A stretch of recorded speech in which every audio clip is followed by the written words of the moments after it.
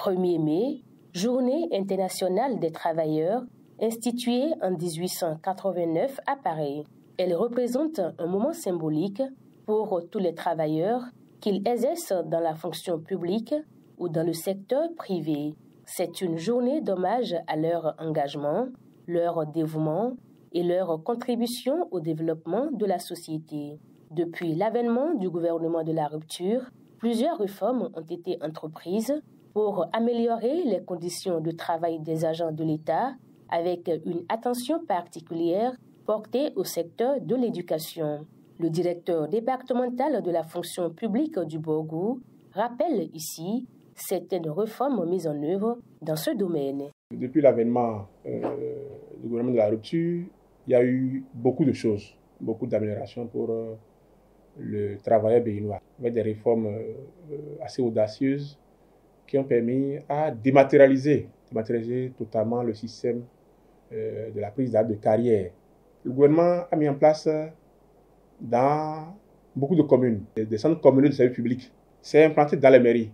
Ça permet quoi? Que tous les agents de l'État qui viennent consulter leurs actes, facilement la position de leurs actes, où c'est là, comment c'est traité, le bordereau d'envoi, tout ce qu'on, par le passé, il fallait se déplacer sur Cotonou pour faire tout, soit sur votre smartphone, ou vous allez dans ces centres-là pour les consulter.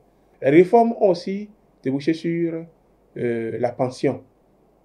Vous savez, avant, les gens vont à la retraite, ils font valoir leur droit à la retraite, ils passent des années sans percevoir la première pension. Ce processus a été dématérialisé. Vous savez, avant, les gens ils vont à la retraite et on leur demande encore beaucoup de pièces. Ces pièces ont été totalement réduites. Ça fait que si un agent de l'État, un fonctionnaire de l'État, remplit toutes les conditions et n'a pas eu de soucis, il va à la retraite le mois qui suit, il a sa pension. Le jour de son départ à la retraite, là, son carnet est prêt, donc il n'a plus à faire 2 ans, 3 ans sans rentrer en possession de son carnet.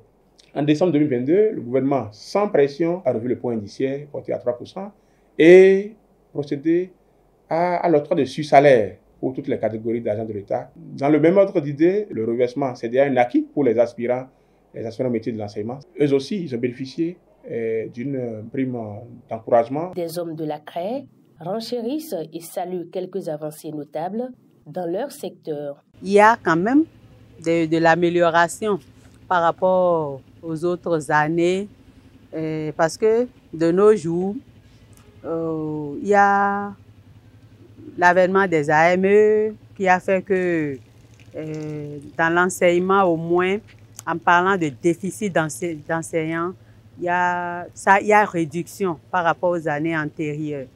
Et le gouvernement se force pour recruter de la main-d'œuvre plus ou moins qualifiée et qu'il met également en formation pour ceux qui en ont vraiment besoin. Tout ça là permet à l'enseignant de mieux exercer son travail, de se sentir confiant et aguerri quand même pour faire le travail.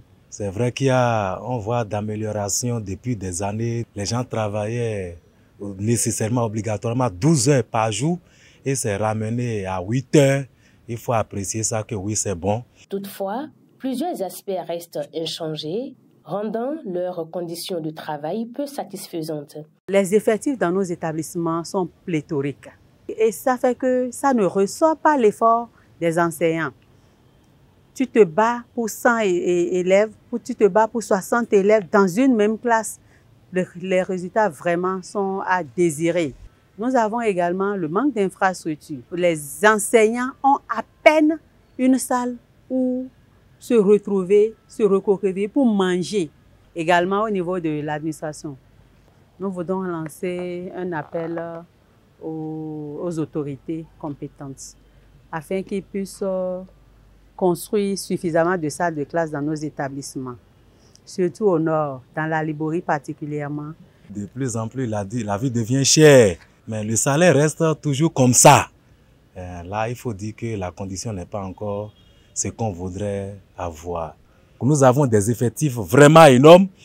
Tu finis de travailler, les copies sont là, et tu rentres dans la salle déjà, la chaleur t'engage et tu transpires déjà. Ce n'est pas de bonnes conditions pour donner le meilleur de soi-même lorsqu'on est enseignant. Le travail est le salut de l'humanité et l'éducation est la clé du développement. Les enseignants ayant opté pour le travail de l'éducation sont donc des acteurs clés du développement. Par conséquent, ils méritent une attention particulière car d'eux dépend l'avenir du Bénin.